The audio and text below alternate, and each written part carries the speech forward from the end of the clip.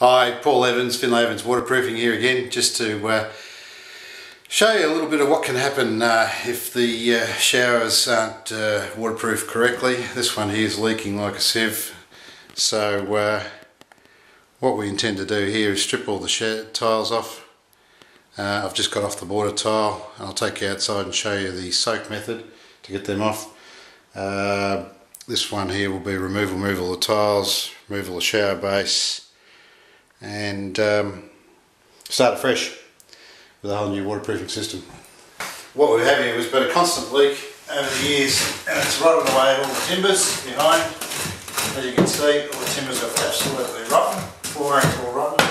This is the flooring here. The shower base has obviously been removed, all in pieces here, and now we're working our way back to cutting out the floor and replacing the floor, replacing the rotted timbers. And once that's done, we'll replace the shower base, remove all these tiles. As you can see, it's started to come off here. We'll put a new Villa board sheet on here, waterproof it.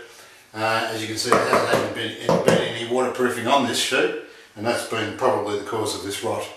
Because it's such a massive job, if we were to pull out all the joists and replace them from fresh, which would be nice but very expensive, what we intend to do is actually chisel everything out, get rid of all the rot, and then we'll coat all that in liquid rubber to prevent any further damage, and then we'll lay up new timbers beside it and laminate them against it to strengthen it again, and then put down a new floor.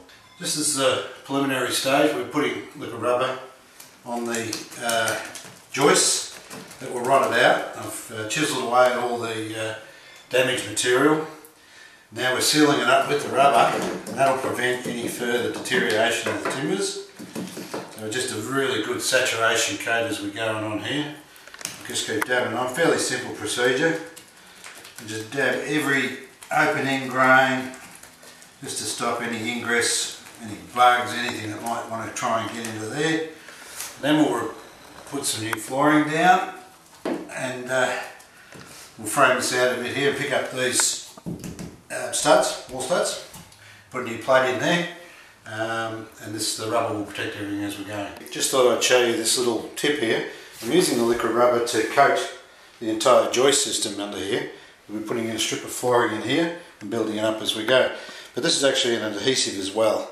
So what I'm doing is, rather than using conventional adhesives for flooring, I'm actually applying this down here as an adhesive, and what that will do, it will bond the floor to the joists as well as take up any slack.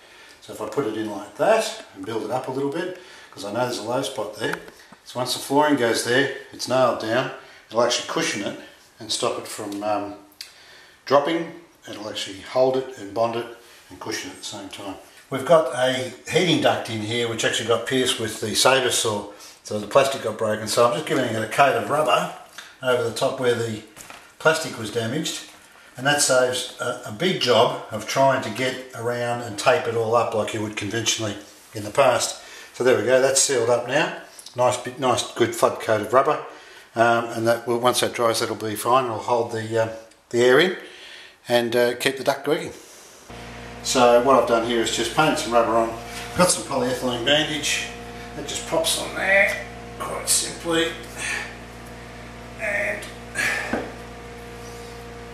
then that just gets bedded in, and that just stops any little mice or bugs that might want to decide to invade the home, if you know what I mean.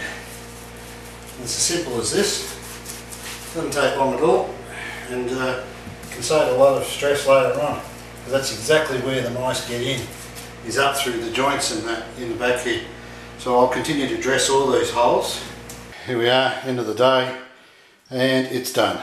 The base is prepared, ready for in this case, the fiberglass base to go in. The waste just needs to be cut through at the appropriate position. This has just sealed it all up as precautionary. Doesn't really need to have it, but it's just the way I like to do things. Anyway, all done. I'm ready for a shower and put my feet up and maybe a beer or two. And we'll see you next time. Happy DIYing. Bye for now.